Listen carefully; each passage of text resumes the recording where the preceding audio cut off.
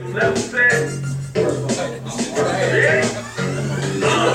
Started from the basement, going live on the internet. Used to be local, now we buzzing, action cousin friend. Covering different topics, giving you real news. People watching me comment, why ain't you checking the views? Education, enlightenment, entertaining like Tyson. Even if you don't like it, the knowledge is so enticing. Once he be the hype with me, I'm laid back. Bringing people together like, what do you call that? Shop Talk Live, Shop Talk Live, Shop Talk Live, Shop Talk Live, Shop Talk Live, Shop Talk Live. We're going live in here. Every Sunday, 7:30 Eastern Standard Time. Check us out. Enlighten, educate, entertain. You can hit us up always. Facebook Live, Instagram. Check us out. Let's go. Let's go. Let's go. What's up, y'all? How y'all doing out there, world? I mean, you can say I don't know. We're talking over, so you can say I don't know. How everybody doing out there? Welcome to Shop Talk Live. Got a good show today. What you go by? I want to introduce you the right way. England. What's your barber name? I seen that at the top. That's why I'm gonna make sure. That's my real name. Oh, England. Oh, hey, we gotta introduce you to the shop for the people out there who don't know. Shop Talk Live. We're now at Hair on the. Is everything okay back there? Oh, okay. I'm just making sure everything good. We are now at the infamous Hair on the floor. If I'm not mistaken, what's going on? 5 years? Yeah, 5 years at the spot? That's what's up. This is a nice shop. I want to tell you a little bit about the shop. We're going to get into it. But these pictures, first thing caught my eye. Who did that? Sean Balker, man. Like, I linked up with Sean Balker, man. When I first started cutting hair, man, I started cutting Chad Johnson. Oh, okay. So when I was cutting Chad Johnson, I go in his house. He had all these paintings, these oil paintings, and I'm like, man, how much you pay for this? He was like, oh, these like 30,000, 40,000. I'm like, man, I want one, but I can't afford that. So I ran into the actual painter, bringing him his painter. I ran down on him at his car. I was like, hey, bro, I need one of them paintings, but I'm broke as hell. Hey, keep it real. So he was like, man, we'll put something together. Right. So he gave me a price, and realistically, I took the pictures. He got it painted all the way together, told me he was ready, but it took me all the way until I opened my barbershop for me to go ahead and pay him off on my first painting. Right. So then, after he blessed me with the first painting, that took me like almost 3 years to pay him off. Right. I turned around and was like, yo, you know what? I got the money now. I'm doing good for myself. Let me get a second one, and I'll pay it off right up front. So barbering to you is a real life business. This is not a hustle. Nah, hustle, nah. No hustle. I think that's one thing that get lost in our community is turning hustles into an actual business and letting it, you know what I'm saying, represent you, having a brand about yourself. What do you think of that? One thing that my cousin had told me the other day, man, he said, man, you got to realize, man, hustle is the mentality. Survival is the work ethic to put force into what you're doing. Okay. So, like, if you stop hustling and start surviving, you create anything in the world. That's decent. Now, I've seen the other ones like that too. Now, those are decent. Those are actually pretty nice. I don't know if I'm ready to get one of them, but I need one of those though. That's Sean Volker, man. Look him up. SeanVolker.com. Okay, yeah, that's definitely nice. So tell us a little bit about your shop. You want to introduce the shop? Talk a little bit more about it. I mean, it's my first time here. Checking out, very nice shop. Well maintenance, well maintained. Over here in Covington, Kentucky. You know, doing real well over here. So that's another reason of bringing attention to over here in Kentucky that we got black-owned businesses, black barbers over here as well that's doing well over here.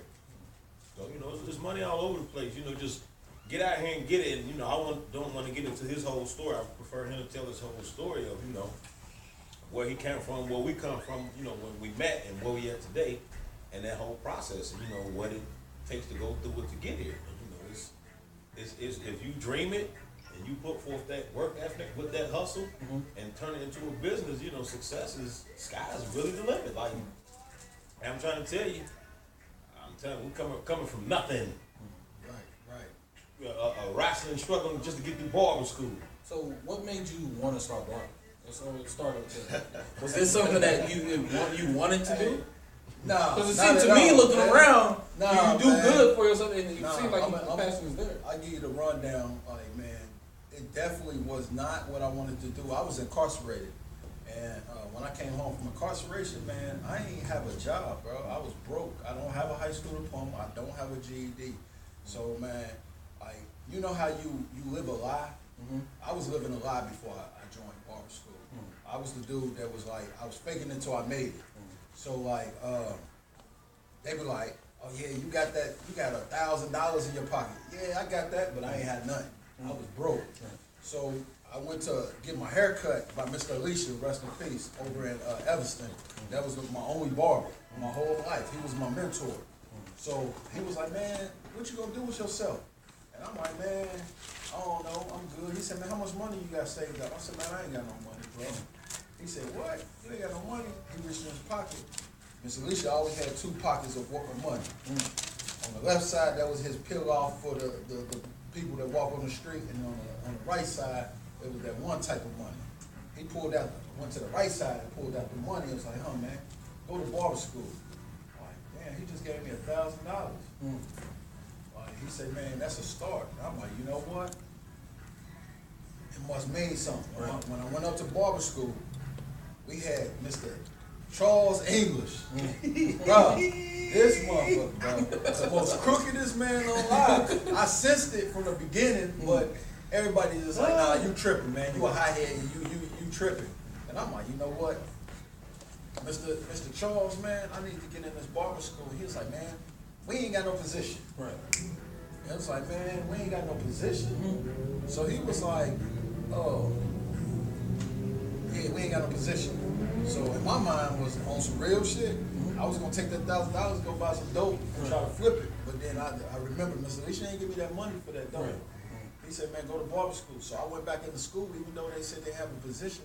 I told Mr. Charles, I said, man, hey, here go $1,000, man. When you get a position, call me. He said, he looked at me, and I walked off. Right. 40 minutes later, he called me back like, hey, I need you to come take your blood test. When I went up there, he was like, hey, I need your transcripts, your high school transcripts. But I told you I was faking it until I made it. Right. So I went to school in Miami, man. I graduated from down there, whatever. He was like, yeah, so but not knowing he was gonna call Miami like, yo, I need these transcripts because I don't want to give him this $1,000 back. Yeah. So then he was like, man, they said they ain't never heard of you down there. And I'm like, okay, well, shit, man. Oh man, I guess I don't know what's going on. He said, man, did you graduate? Did you pass the 8th grade? I said, yeah. He said, well, where did you go to school at in 8th grade? Because I can get you in here if you had an 8th grade equivalency. Right. You need it. And I told him, he got me in there, and then I was like, all right. So then I was like, man, how am I gonna pay for the rest of this money, man? Like, bro, so I gotta get jobs here and there, but nobody hiring me because I'm a felon and I got a temper. So he was like, man, it's a program called the Workforce One up in Butler County. My ass was like, bro, I'm just ear hustling. Right. I'm hearing it, but I'm going out there not telling them I'm going. Right. So I'm going out there. They finally approved me for this program, and they gave me gas checks. But Mr. Charles was taking all my gas checks. So like, Taking them for what? man, what was it called? Late bills. Time, like. But now they gave you a gas check. They gave me a gas Oh, check, okay. but he was just crooked. Oh. The program will give you gas check. Was it every 2 weeks? Every 2 weeks. But, Yeah. So I'm basically struggling to get there, and it was crazy, man. Like my time in barber school, like I was getting into it with guys because I'm calling bullshit on a lot of these stories. Like, man, barber school, you don't learn nothing in barber school at all. Like you gotta want it to really be in barber school. You learn from the other barbers. And I was in there trying to learn, but it was so many people that was just BSing. So I'm like, yo, you know what? More or less it's talking around. Right, Like a high school right. Clippers. Yeah. I'm guessing, like a high school But Clippers. like my mind frame was like this, man. I had the wrong approach because I first was like, yo, one haircut is $10. I'm gonna get 10 to get $100, and I'm gonna make it through the week. I was fucking heads up. I couldn't cut hair, but I told myself, as long as I do this enough, eventually I'm gonna get good at it. And that's where it came from. So then when it was an instructor there, Mr. Al. Mr. Al took to me, like Mr. Al took me under his wing, like, man, come here, man, sit down, don't do that, play chess, let's do this. And the more I sat around Mr. Al, I grew the relationship with him. So when I graduated from barber school, Mr. Al was like, man, I got something for you. I was like, what's up? He said, man, my son's going out of town and I need somebody to run the shop. I want you to come down there. I ain't never worked in a shop. I'm like, all right, cool. Mr. Al gave me a position in his barber shop. Fresh over at Evanston, I was working with Fresh. That's his son. Fresh went to Myrtle. I'm in there. I'm whacking people's heads, but I'm making money. It's money I ain't never seen before. So then I'm like, okay. But when Fresh came back out of town, Mr. Al said, man, do you want to continue cutting at my shop? And I'm like, man, I already gave my word to somebody I was going to cut in their shop. So I left Mr. Al's shop, went up here to College Hill with Joe and them. It was the biggest mistake that I did, but I needed that to learn the business of what I wanted and what I didn't want. Sometimes a lot of people don't understand you need to fall. You definitely need to fall because you ride high every day. So I went to College Hill, cut hair out there. It wasn't working. I was only making $75 a week. After paying booth rent, I was hurting. Like I had my daughter, I had my son, and it was just like I was out here wilding. I was just really wilding. So I'm like, man, you know what? I stayed there for like a year and a half, and then I said, man, I gotta go back to Mr. Al's shop. But by the time I went back to Mr. Al's shop, Mr. Al sold the business, but his son was still in the business, and it was just wrong. But I got a little big head because I'm cutting Chad Johnson. So like my boys was like, that's the only person I had. But Chad was only getting a bald head. But to me, that was glorification because he was the hottest thing on the thing. Yeah, really, and the NFL at the time. I was cutting him in my garage. So I had a little big head on myself. Like, yo, I cut Chad Johnson, man. I'm this. So then I was still hustling on the street and cutting hair. And Fresh taught me the biggest lesson of all time, bro. I came to work on a Friday. I had 4 people waiting in the shop. I had 2 licks outside. I'm about to go hit the lick. Got the money, turned around. Fresh fired me. He said, man, you know what? You don't know my worth. So if you don't know my worth, you don't understand my business. You got to pack your stuff up and leave. By the time I was trying to figure it out, I had another dude take off on me and swing on me, start taking off on me. All this in the same transaction. The same transaction. But now, as a shop owner, I understand what's what. I feel like dude took off on me because I disrespected somebody he loved and his way of working, his business. Because I do the same thing if somebody was disrespecting me. So at the end of the day, it was a lesson. I went over to Carthage to phase 1, and I had learned the most about business. Like I go in there and I was like, damn, bro, you taking forever cutting that head. The owner walked over to me like, hey, bro, this ain't what we do. We uplift our people. We ain't trying to bring him down. He like, that's your brother. You want to see him get some money. So it started making me realize like the business, like, okay. I sat up under him for a while and I told him, I said, I need some more money though. He said, man, that means you gotta work, you gotta go further. And I said, what you mean? He said, go out of town and cut hair. My cousin was up in Athens, Ohio. He was like, man, we ain't got no black barbers up here. Come up here and try it on Monday, Tuesday, Wednesday. I went up there and killed them. And then I was like, damn, boy, I was raising my kids through FaceTime. And it ain't made me feel that some type of way. So I was like, yo, you know what? I need to get back down to the city and do this same concept in our city. But our city is so concentrated with so many barbers on so many blocks. How do you grow when you got 10 barbershops on one corner? And then it kicked in. You got to play. It's 3 games you got to learn how to play out here on the streets. You got to learn how to play Monopoly. You got to learn how to play Scrabble. You got to learn how to play chess. Monopoly, you got to buy property. You got to get residual income. If you strike out 3 times in Monopoly, where you go? Bankrupt. No, you go to jail. Oh, you go to jail. You mean actually? Right. Oh, okay. So then you got to take care of your free.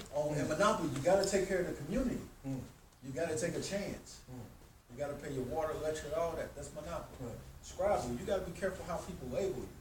Back when in barber school, they labeled me as a hoodlum. I don't want that. Like drug dealer, kingpin, drug user. When you get in front of the judge, the time add up differently. So you gotta be careful how somebody label you. Don't call me a hoodlum. Don't call me a thug. Call me individual. You ask me what's my name. My name's England. That's my last name. I'm at the highest point of my career. If you was to go to college, you go get your doctorates. I'm at my highest stage of my career. Chess. If you move too far on the board, what happens? You get knocked off. So you got to create a circle, a triangle that moves as a unit. That back row can't do nothing unless we tell them to do something. Well, our mind frame is backwards. Our mind frame, television, radio, it tells us that we can do everything by ourselves. We can ride, we can stack. You don't need nobody. You can do this right now. You need somebody. You definitely need somebody. Everybody need that person behind them. So when even when somebody say they self-made, they're really not self-made. Somebody put you in that, helped you right. get around that corner. So You're self-made, you did it. But what brought me back to Kentucky, I played Monopoly. Look, the first property on Monopoly, how much is it? You land on like it. $200. No, it was like $60. $60. The first one was $60. So when you land on it, how much is rent? Like $6. Yeah, like $6. But how much is boardwalk? Boardwalk $400. Rent on there. So the further you go out, yeah, the more money you make. right. So only thing I had to do was cross the bridge. If I cross the bridge, I make more money. I can't stay. I can't make money in my community. I gotta go, cause community, they want that. Hey, bro, you got me. Over here, they don't know me. How can I get you and I don't know you? Right. I need you to get me with this money. That's the deepest knowledge I've heard in a long time. And I'm being real straight with them 3 games that people play. It's something you see every day, but the way you put it is more visual where people can actually see that. Like, and that's what I just want to say. That's real deep. Because a lot of times we look at everything that because it's called a game, Right. we don't look at it seriously. And the effects of it, of understanding the strategy of each one and how it relates to real life. And just like what you said, people label you, they don't know how. On our show, they cut us off. We was actually dropping some knowledge with Mr. England. You know, you have to talk to your professor, so I want to say Mr. England. You know, dropping the knowledge on people, and I like the way you were going with that. We were talking about the 3 games. Well, how did you put it? I want to make sure I say it the right way. The 3 games you need to learn how to play in life. Okay. And those 3 are, I just want to do this so Monopoly, we Scrabble, and chess. Monopoly, make sure you're getting property the right way. In that sense, making sure Get you residual income. Residual income. Take a chance. Take a chance. And take care of your community. Yep. Chess. You got to know who to push forward. If you go too far, you get knocked off the board. You got to move as a group. And that's the number one thing for us as a black community we do not do. Because we'll get $1,000 and then go to the mall. Do we got black malls out here? I don't know. I don't think we got too many black businesses. But that's a major enough, you know what I'm saying, to spread it that way. We got to stop being lazy then and go support our folks. It's a lot of good businesses that's owned by black folks, but we don't want to go out our way. Like, you rather go to McDonald's versus going to Miss Rashid's. They get the same type of good cooking. Well, it ain't good cooking at McDonald's, but you know, cooking. To get a meal. Yeah, right. And Scrabble, you gotta be careful how people label you. That's the number one thing, man. Don't let people label you a certain way. Like Tonka said earlier, man, like when I was in barber school, I never was with the in crowd. I was with the weird, I was with the get in when you fit in type of group. And then next thing you know, I was always networking. Like when you want to learn how to do a mohawk, I want to learn how to do the shear work. I wanted to be with the weird folks because to me, the weird business to me is like looking at the oddest thing and figuring out how did they make it happen. Have you ever seen the old white barbershop? I've seen it in pictures, but I never. No, I mean like yeah. You go to Norwood or something, you see a barbershop. You ever realize like that shop been there for like 20-something years and they ain't never got nobody in there? How did that happen? So I want to be the black barbershop that don't have nobody in here, but I've been here for 30 years. That means I've been doing something right in the whole amount of years. What you've been doing. It's like a candle shop in the mall. How's they making money? Ain't nobody buying candles. Just saying. That's just boggling my mind too. I don't know. Yeah, but that's true. A lot of them white barbershops, you never see them packed. But I wonder, is that because it's a method behind it, like because I know certain black barbershops now are turned into appointments. I remember when I used to go to your shop at first time, you used to have a whole bunch of people in there waiting, coming in. So, but now when you got appointments, it don't look packed in there because you only come in there at a certain time. So I don't do I do appointments only on Sunday and Monday, and the reason why I do appointments on Sunday and Monday is because I'm the only barber in the shop. Right. So when you're the only barber in the shop, you need time for yourself to regain your energy. Right. So if you're the only reliable barber, I see why you do appointments. But for me, I got a shop full of barbers, so come in. If even if I got an appointment, I'm gonna get you. Right. If somebody was to come right now and say, "Can I get a haircut?" They gonna get a haircut on this shop right now, because I don't turn people away. Like that's you gotta have something that stands out about yourself. I'm working 7 days a week, every holiday, like Christmas, Mother's Day, Father's Day. I'm in here. Now I know a lot of barbers don't do that. Sunday and Monday. Like that's usually off days. This is the number one rule. The number one thing you got to keep in the back of your mind. If you had a money tree in your front yard, and you can still be broke because you automatically think that money's gonna grow and is out in the front. What about the neighbors that can get up extra early and go get that money? So I treat every day like somebody gonna go get my money, so I gotta go get it. That's good. That's I guess there's that hustle mentality that never left. Survival. That survival tactic that never left you to make that hunger stay there. Man, I always try to put out there and people are like, why you always say you don't have this, you don't have that? Because if these hands stop working, what am I gonna do? Ball game. So you gotta have the mindset if you take these hands for granted. That's like the book of Job. But also understand, a lot of people don't know, a lot of barbers don't know, you can get your hands insured. You can get insurance for your hand. You can. So, something like, say you break your wrist, if it's insured, they'll pay you for that time that you can't work. Right. Just like insurance, you just got to pay them. See, me, I'm just going to go get it. I like the mentality, actually, live by that myself. But yeah, we ain't mean to run that long on your life story, but actually, I like what you put out there because a lot of information you said was actually needed for some people to hear. But a lot of people need to hear things like that. But what you get back to what you asked though, how did I come over to KY? Yeah. Man, it was more so, man, I took something from every barbershop that I worked in and brought it to a establishment that I could create. When I was in Evanston, we had a small 3-man chair barbershop where you could only get 3 men and 4 people in the waiting room. So I needed space. One shop I went to, man, we ain't had nothing for the kids, so I made sure that we got something for the kids. The other shop, man, it was so dirty and our language was so trifling, where females couldn't come in, so I made sure the environment is good so females could come in here. I want it all. I want my grandmother to come in here and sit still and be here the whole day and not feel no problem. You don't want to run no money away. Right. Right. And then just having a good environment, period. Changing the whole mindset. Like, I'm not a black barbershop. I'm a multicultural barber. I think, now that I have a problem with that. Not what you said. I agree with what you said. A lot of the stuff in our community, we want it to be black. But understand that all these other businesses, like you said, learn from these other businesses. They ain't white, or Mexican. They taking whoever coming on. Well, see, we do it. We spend it like we need all black business. No, we need their money just like they want our money. That's because us as a culture got a problem with recognition. We want recognition for everything. We want to be on the front. We want our face on the front. And when you look, when it's a business, it's not about the face. It's about the brand. So a lot of times it really ain't meant for us to scream black on, because the more you scream black on, that's like saying basically I just want black money. But you need to stimulate your business, like your economy, but you need all the money. See, that's like no disrespect to the black-owned groups down there. What is their brand? What is their company?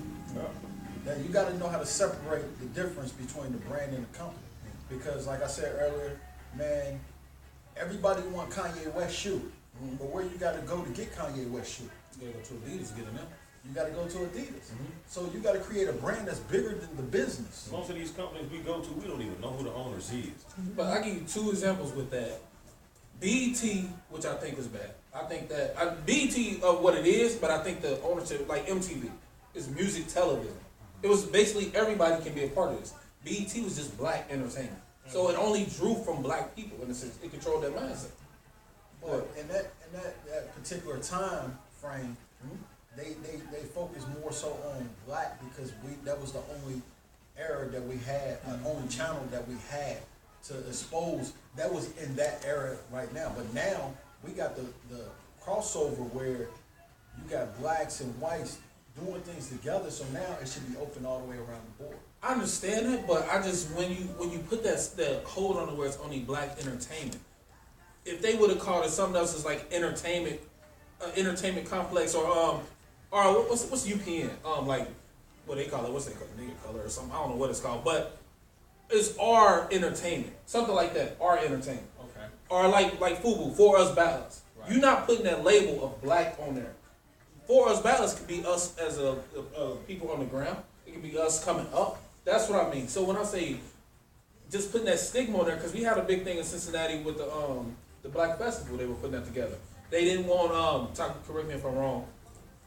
What they gotta call it now? Like it's a black Soul Fest. A Soul Fest. Soul But Food if I'm Fest. not mistaken, the Soul Fest they wanted to call it the Black. What was it? Soul Food Fest. What did they want to call it at first? Black Jazz Festival. The Black what? The Black Taste of The Cincinnati. Black Taste of Yeah, Cincinnati. Yeah. The city, if I'm not mistaken, told me they couldn't do it, or something happened with that. That's what I'm saying. I don't know about that. How do you feel about that?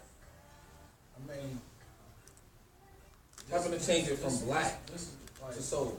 I mean, but we definitely live in a dictated, segregated city. So basically, you know the answer to it. Like they don't want you to expose their hand for real, man. Like they only say so much. Like we give you this, but we ain't gonna give you all of this. Because to me, This is like jumping into some of the conversations that we needed to talk about. But like when dudes say he's too rich to experience racism. Lil Wayne. No. LeBron. LeBron, he's he's too rich to. Oh, you want me to He go? said that? I want to go ahead and throw a top it out for y'all. Where Go ahead. LeBron James, his property was Vandalized, yeah. They Right. put the N word on there. No, they put it too. yeah. Was it? Yeah, that's They what put they the N-word put on his gate. gate. Yeah. And so there's a talk show. He is Jason Whitlock on the ESPN, some show on ESPN, and he said that LeBron is too rich to experience real racism. So what do y'all think about that? I feel like, man, sometimes a lot of folks shake hands with the devil for a position. So, like when you speak on something to please the person that's in front of you, then you just shook hands with the devil, not even knowing. But let's take it like this: you gotta also put your feet in his shoes as well. You gotta look at his background. That's like, I'm gonna use a barber for example. I had a barber. He was a baby of 12. What is his job as a baby of 12 in the household?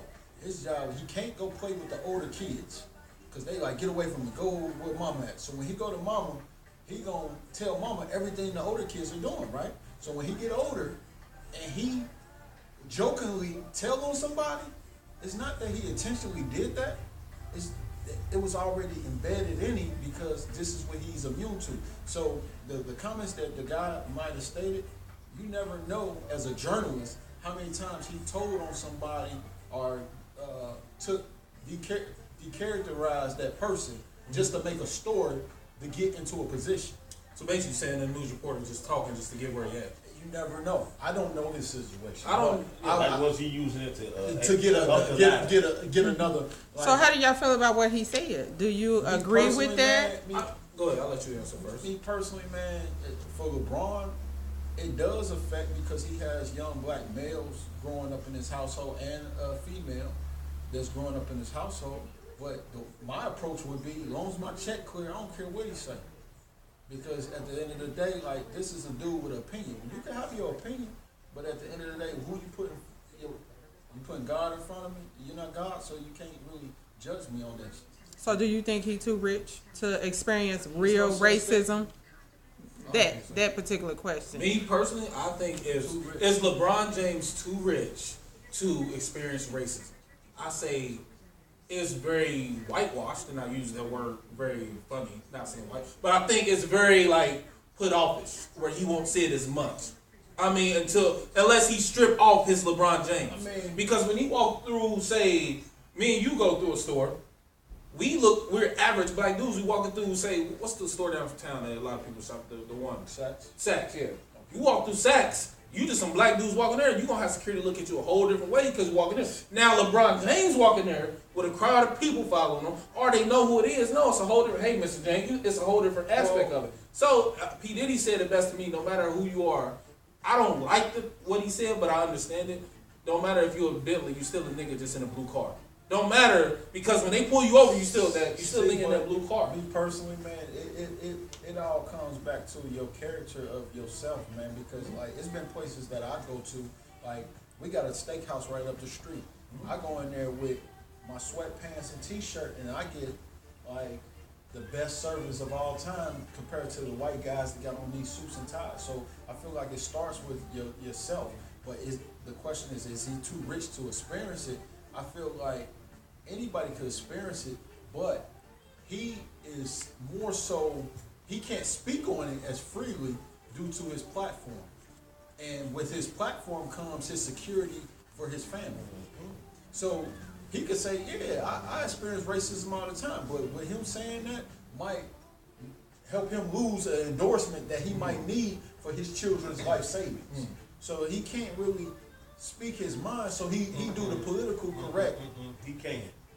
That's what I said, and he did. I say that to say athletes and celebrities, they deal with racism more than the everyday people. They just don't say nothing because fear of losing whatever their situation is, or backlash from that. Like when these things that goes on, like little black kids getting killed or shot by the police, they stay quiet and dormant for a reason. So they do experience a lot more at a higher level of racism. They have to deal with racism with the corporate marketing of the NBA. So do he want to say something, buck up against that system? And most likely they gonna look at their family, what they worked and got to this point. So is it worth me saying something about it? And most of them would choose not to, because to be honest, who wants to buck up against the system and go back to where you come from? And we all see it every day that they strip these celebrities, athletes with lawsuits, scandals. This is how they break you down. Bill Cosby, I'm thirsty. But he did say something, and the guy, that's why the guy said what he said. Would you say that shaking hands with the devil as well? Of course. But okay, hold on. If you know something I said before, and everybody got to look in the mirror with this statement, this question: is that shaking hands with the devil? Do everybody go to work every day and shake hands with the devil? Is the government connected with the devil? Because everybody is connected with the government. Either you get a check from the government or you're doing business with the government. We self-employed, but there's certain things we do, we still do business with the government. Even when we paying our taxes, we still doing business with the government. You still paying them. You still paying the devil on the monopoly board. So I got a question. You understand what I'm saying? Let's switch that around. When Lil Wayne, if anybody remember what he said, didn't he say something about he don't see racism don't That's exist, my point. like that? That's my point. He's saying it like it don't even exist. He know That's damn what well he it exists. said. He's not trying to buck against the system. Yeah, he said it don't even exist. Like, say, man, but that racism is everywhere. This whole country was founded on racism and slavery. So if anybody that sit and say that racism and slavery don't exist, they are in denial and they don't want no problems. They don't want no smoke. If you stay in a whole white suburban area, you finna go outside talking about how much of the racism that's going on, and you gonna have to sit around this neighborhood every day, all day, and you gotta pull up and look at their faces and hear their little whispers and comments of who knows what they may leave on your yard or vandalize your yard. Are you gonna do that? Or you gonna keep quiet and just say, shit, it is what it is, as long as they don't come over here, I'm cool. we used to be strong. I just put that up. We used to be strong. So we got that. What's another question? Today we're doing a couple topics in the news. That's what we're doing today. So what's another thing? We're gonna do a couple topics also. We'll talk about, since we're in the barbershop, there's a video on the internet of a infant, like a little baby, where you gotta hold the baby. Baby can't even walk yet, and he's getting a haircut from a barber. You know, he's at an age where he still got the soft spot and all that type of stuff on his head. And the baby is screaming the whole time and the mother holding him. Do y'all feel that is safe? How do you feel about a barber that would cut a baby hair? Like what? All right, let me start. What angle would you come at that? They're gonna have a professional on me, and right. That's what I'm saying. What but angle? Me being outside of that, would I take my son the first? I probably wouldn't take my son personally, but I don't necessarily see nothing wrong with it. Maybe I wouldn't use clippers, but what if you just want for some reason his hair just lopsided? It was his clippers on the baby head. That's what I mean. If it's soft and gentle, it's just hair to me. If it's just gentle, it's hair you hold. No, his scalp is not fully developed yet. I know, baby. but it's scalp and your hair. You just not touching. Not his scalp. I mean, like his skull is not fully developed. I think rubbing it on his head and shaving it. That's one thing. Yes. See, I didn't see the video all the way. I seen the picture. But it was clippers, and but at if the that little bitty age, kid come in, you holding it. I'm telling you, at that age, your skull is not developed all the way yet. That's what I'm telling you. But if they didn't touch his head and they just were cutting across and tapering it, when he said, take it from a barber's perspective. All right, so what you're asking, what he's saying, you know how a baby be laying on the back, his hair is low on the back, but the hair on top keep growing up, trimming the hair without, like, basically putting the clippers all the way down to the scalp. That's what he's saying.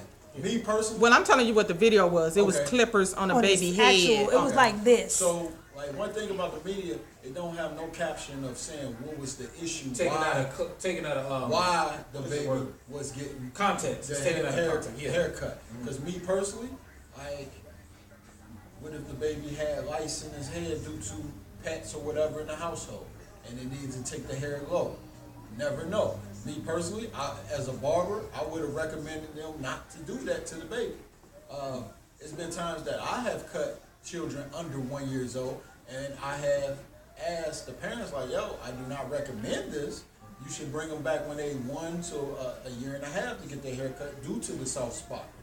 I don't know what type of vibration will happen to the baby and what type of effects it might have, and I'm not a doctor to tell you, but I know 1.5 to 2 years is a good age to get your kid a haircut. Me personally, I cut my son hair when he was 4.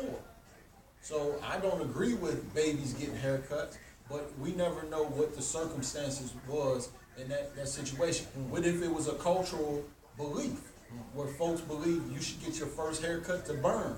That's a good one. You never know. But my take on it, when I first saw it, I'm like, man, she tripping. But then I thought about it. I really don't see a problem with it at all. For one, people got different cultures.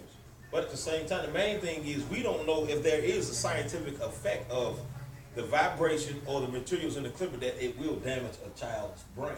We don't know that. There has been no proven facts of that. But also, they got many different tools that you can use to cut hair. They had tools where you squeeze the clipper thing in. That's something right there. They back in the days. But overall, I really don't see no damage to that, because if that's the case, people need to be more cautious of a lot of things that they have around their babies. I don't like your answer. I don't like your answer, because when my son was 1, you told me he didn't need his haircut, and I felt some type of way about it, so I went and cut it myself. And you was like, "See, I told you should have waited." What was the purpose of you cutting it? Because he needed it cut. No, everybody. Why? What you mean he needed a cut? He needed it cut. No, see, you ain't giving no reason why he needed it That's cut. the reason. You just said he needed a cut. He did. He needed a haircut. For what reason? He didn't like his hair being combed, brushed, nothing. He needed his haircut, and it was just growing out all wild. It was matting up and everything. He needed a cut. But I also said it because a lot of females get lazy because they don't want to keep doing that child's hair. Hey, Kelly, what's up out there? How you doing, Kelly? You understand what I'm saying? Well, maybe you don't. It's a lot of mothers. No, I was answering him. Oh, but a lot of mothers be lazy about doing their children's hair. And even a lot of times, or they child tender-headed. He was tender-headed. But period, point blank, I don't tender-headed, whatever you call it.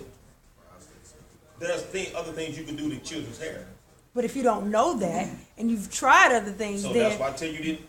Right, but I don't know what all you knew. Maybe you knew all that and you was being lazy. You didn't say why. I did say why. You just didn't like my reason why. What was your reason? I said he tender-headed. He cried when I touch his hair.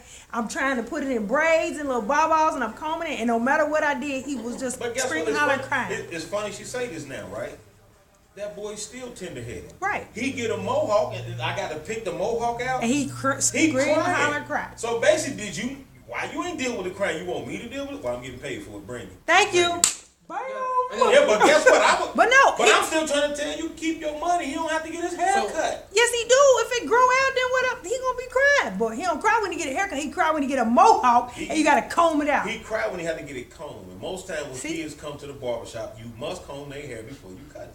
I got a question. Right. If you don't let it keep growing all out, like. Either way it go, they gotta get it combed. Well, I would rather him get a haircut. With certain clippers, is the vibration to be different, right? So if the vibration was very light, like you're saying, the vibration is a problem. It's not the cutting. But nobody knows. Right, I don't know That's what I'm the saying. So problem my question is. to that, my question with that being said is, a car has vibration. There's a whole bunch of other things that have vibrations that you have on your No, baby. we're not saying that that's. I don't know what the problem if it's vibration or whatever. No, you just a messer. But I wanted to ask barbers because. No, I agree with what he's saying because and that's what I was getting to before it got changed is we do so many things around our kids and to our kids we don't know what it's doing to them. Like like now people putting their bottles in the microwave to warm them up. You don't know what the microwave is doing. So to put their that in the stove and let the water. You don't know what the microwaves are doing to these kids' brains, especially that young. Yeah, because it takes the first 3 to 5 years is when they soak up so much knowledge, and you already messing it up. Clippers are battery operated, and vibration actually calms you. Oh, but what if it's not the vibration that's that's something that y'all saying vibration. But I don't see no other thing that would be damaging to that kid. Okay, so I want to spin this a little bit if y'all mind. That's why I wanted to ask the barbers. Like you said, it's soft spots, but you get a lot of mothers that put them bands on their kids' heads. Alright, so I want to that's why I wanted to ask the barbers because I don't know if it's safe or not. No, but that's what I said when I first seen it. I'm like, man, that lady tripping. Yeah. But then I thought about it. I looked at it. I said, but what damage is it doing? The baby, you feel the baby getting hurt because he crying? The baby just dealing with. Well, no, they cry anywhere. When they're young at that age, they cry when they get their haircut. So, what I want to go to the next thing since we got into calming, calming right now. What today? We're talking about calming, and what these things are probably the most calming. She said calm. These things right here, fidget spinners, are probably the biggest thing out there right now for kids. The marketing ploy of fidget spinners. But when I'm bringing it out, I'm trying to actually get everything. I want to get it together first. So, you want to explain what these is real quick to people out there? I know they know what it is, but I'm trying to get fidget spinners. Yeah, these are fidget spinners. What we talking about, so they know what we're about to discuss. Every white kid in the neighborhood got them. Every black kid got them. Every black Mexican kid, got them. it has turned into a kid frenzy. Everybody got them. No, it is. Oh, I know. I'm saying. Like I took my son asked me, say, Daddy, can I get a fidget spinner? I said, where they at? He said they're at Kroger's. We went to one Kroger's, but we called 3 different Kroger's. They were sold out. We went to Walmart. They were sold out. We went to Target. They were sold out. We went to Toys R Us. They were sold out. I like calling them all around. They all were sold out. They're on the floor, got them. Now, okay. Now, know. Now I want to say, with him having these, he has a story behind his. And I want to say it's very impressive to our community and what he did. But fidget spinners, we won't get into what I want to discuss about it. But what you did, when you want to let the people know what you did with these spinners about what they're doing. So basically, man, I seen these 2 actually right here. Some kids came in the barbershop and I asked, can I have them? And they was like, yeah, honey, you can have these 2. And they gave them to me. And I was just sitting here and every kid came in like, oh, you got a fidget spinner. Oh, you got a fidget spinner.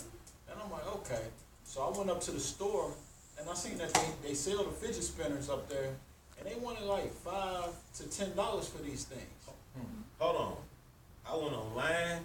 They got them up to $50 to $100. Demand. So when Supply I see and that, demand. I'm asking the guy. I said, man, $5 to $10 for kids to have these? I said, man, all right. When I was walking out the store, I see the guy that was carrying the box to bring them in. I said, man, how much you want for them? He said, man, I'm about to sell them. I said, no, let me buy them right now. He said, man, give me $300. I said, all right, I'll give them to you. Give me all of them. Oh, you trying to make a profit? I said, nah, I'm going to take them down to my barbershop. I'm going to give them away for free. So any kid that ever wanted one, they come in the barbershop. They ain't even got to be my client. They get a free one. I got pink ones, got white ones, black ones, any color. The problem is that in our community, like, they put things that's not like they put things in our community that kids want and they overpriced. That's like the Asians. Did y'all know it's illegal to buy get hair shipped into the U.S.?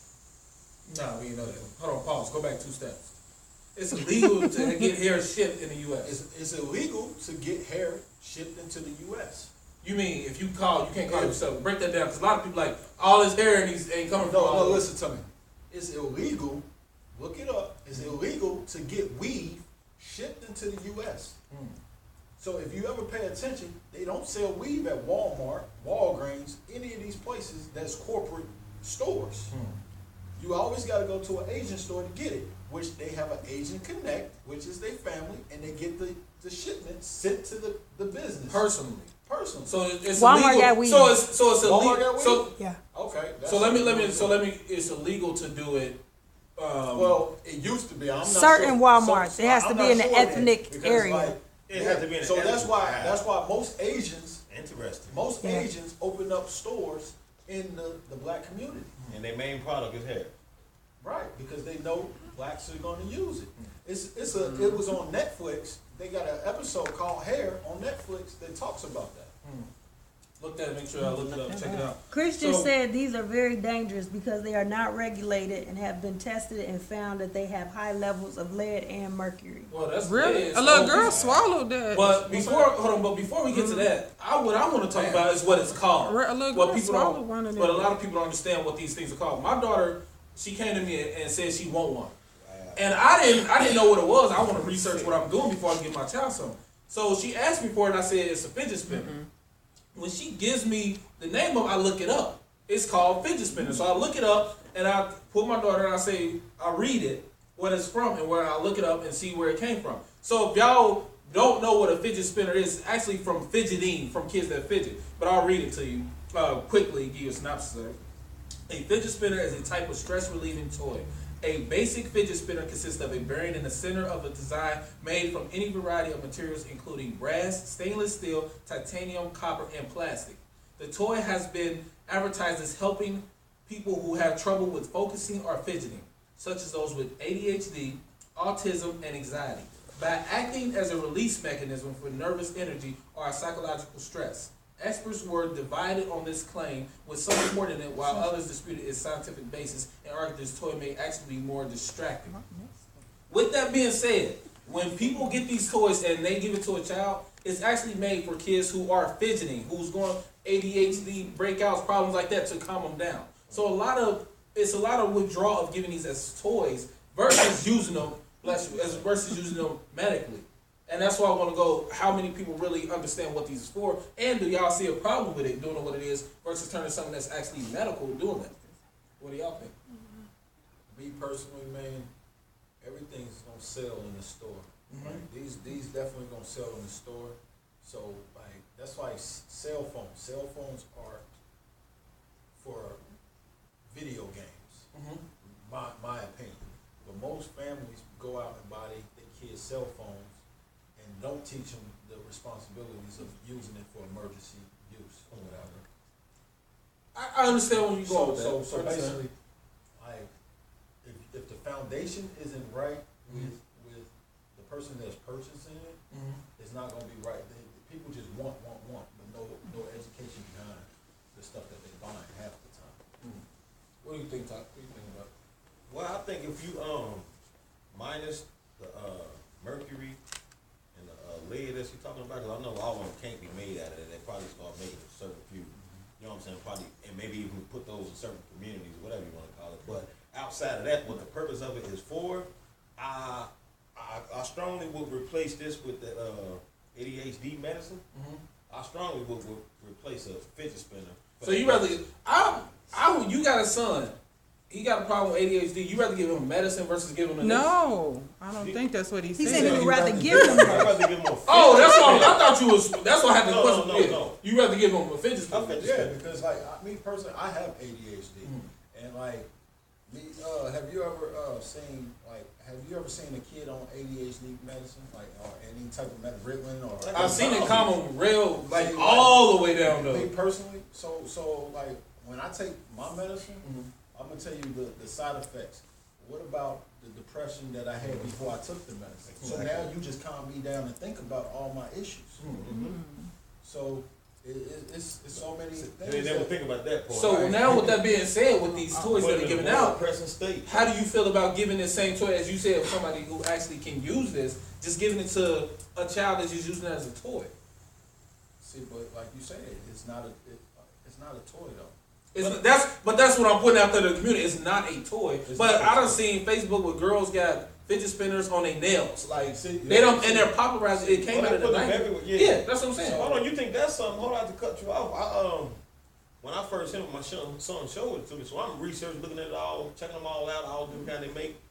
They was making iPhones into fidget spinners.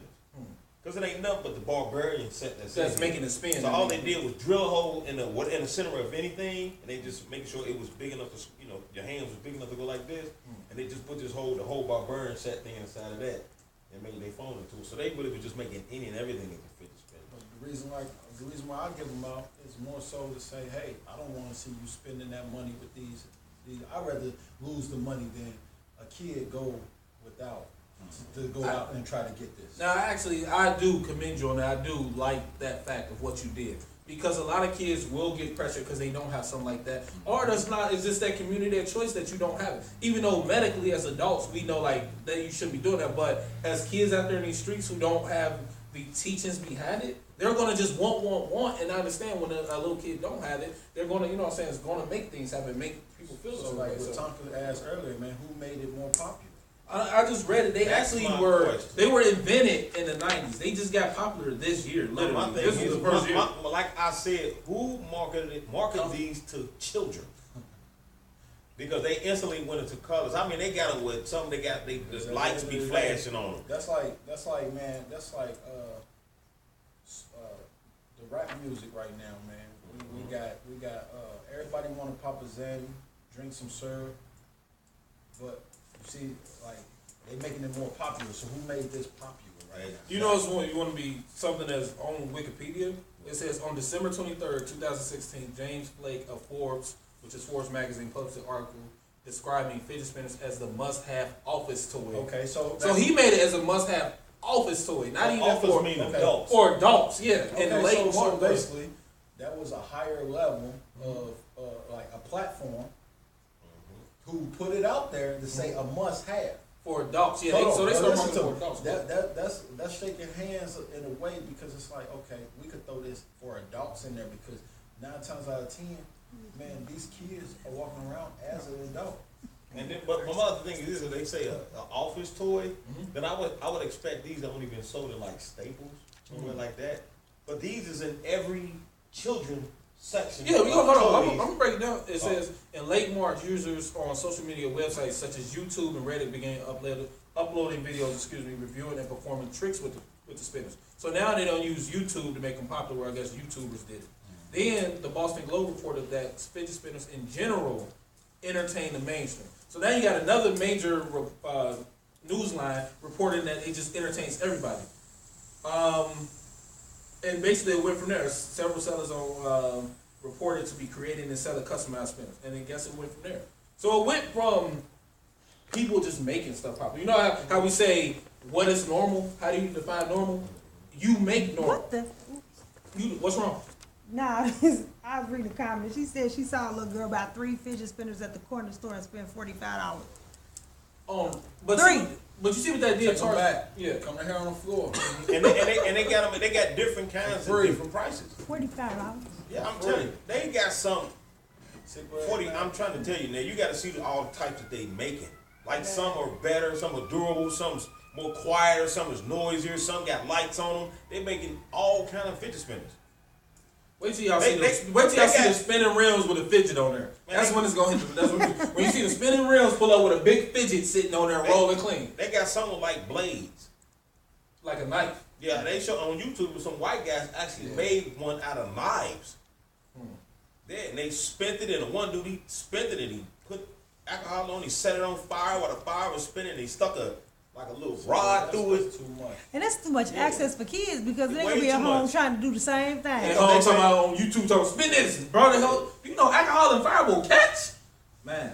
But yeah, so I just wanted to touch on that. Just be I guess a better lesson is understand what you give your kids. Do a little research before you just give them what's popular. Because next thing you know, y'all two gonna be cutting designs of fidget spinners in somebody's head. So I'm hitting with that fidget with the Nike sign up I on it. will say this: some of y'all kids need fidget spinners when they sit in the chair and won't sit still. If they using it for the right purposes. If you're gonna use it, use some purpose of like calm down. Some adults too. Yeah. So that's part of that. But what else we got in the news? What else we got? We'll talk about some local news. The Tenzing Trail. What's going on? The judge ruled not to allow the jurors to see the T-shirt with the Confederate flag, and also we still trying to. Did they give a reason why they can't look at that shirt if that was on his body? Well, I mean, it's up to the judge, and she ruled that it can't be seen. Right. That how is that possible? How do people not? How is that possible? Man, dude ain't going to jail. That's what I want. That's what I want your opinion. That's the right.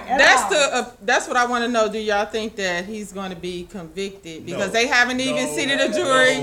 No. A cop is And never what do you? Ain't none of them being convicted. Hold on, I need to cut you off. None of them ain't being convicted. Even the one in Cleveland. He got fired, but he did get fired for shooting that little kid. Right, he got fired for some. He did back when. So, he got, but they're making like, the police officer they fired him. Well, it wasn't because he shot and killed the little kid. Have anybody been in Evendale lately? Officer Roach is still in that neighborhood. because they don't have to your background don't follow you when you go to the next one. My point I'm trying to make It don't. My point I'm trying to make on that is Officer Roach killed Timothy Thomas. yes, No. Did he kill Timothy or the other one, Owensby? No, It was Timothy. Timothy Thomas. Okay. Was Officer Roach. Okay. Now, one thing it is. So Officer Roach the problem killed Timothy Thomas, and he's still in Evendale. I was just putting that. The problem is Reiterate that. the problem that we have is no cop has ever been held accountable. Ever. So it's gonna keep happening. gonna happen now. I'm gonna tell you my uncle's situation. My uncle was an officer of Cincinnati Police Department. He passed away. Rest in peace. Ed England. He was. They didn't allow overtime for his job, and he didn't I guess foul the guns in his police cruiser. He left the cruiser on their property. Left.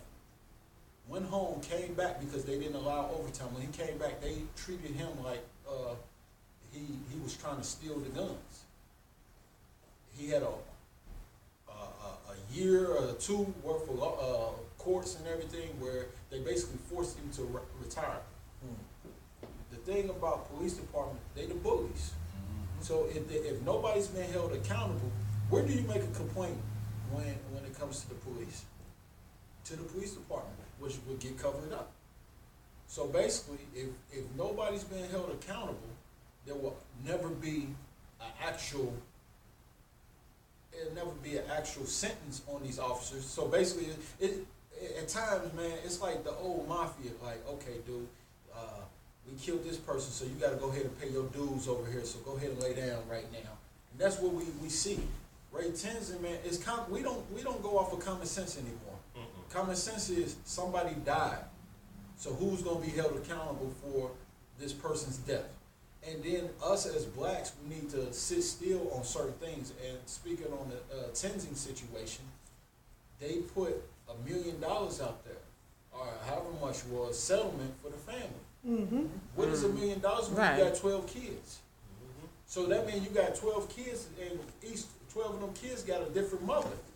And different bills, and mothers have different, you see what I'm saying? So, and then their lawyers on that case, it's so many things. Over here in Kentucky, we just seen something, it was a little white girl, man, she was coming from a party.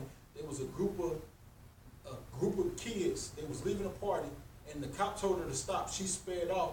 The cop jumped on the car and shot her through the windshield and killed her. He got off.